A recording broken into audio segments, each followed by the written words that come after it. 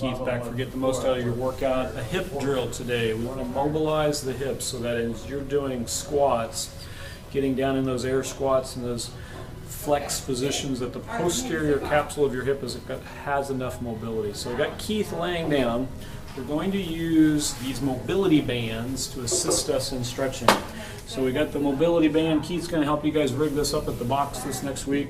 I'm going to use a ball here. We're not going to use this down at the box, but just to explain, the word is shift.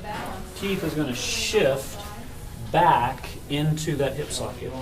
Therefore, the mobility band needs to be linear, needs to be in a straight line to get the most out of that shift so that we're getting a stretch in that socket.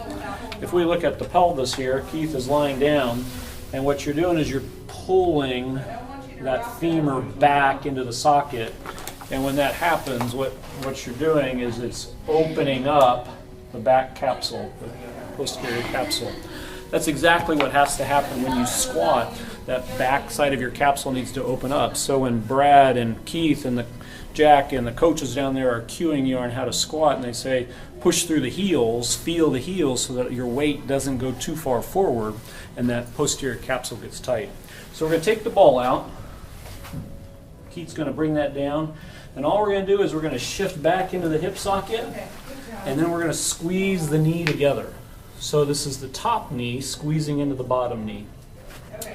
Now the hip is closely associated with breathing. So we're going to synchronize your breath pattern with this in order to get the most out of this stretch. On the inhale, we're going to shift backwards. On the exhale, we're going to squeeze the knee down.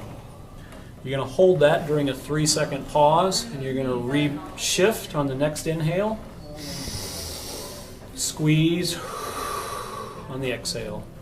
If you go through about 4 sequences of that, shift on the inhale, squeeze on the exhale, progressively trying to get farther back into your hip socket, that's going to really open up that back hip socket.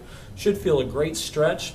You're also going to feel an isometric contraction of your inner thigh muscle, which is a good benefit because it helps add to hip stability as you're doing squats. Great exercise. Give this a try down at the box, and let's see how we can help support your back so you don't injure your back and you have better, stronger hips.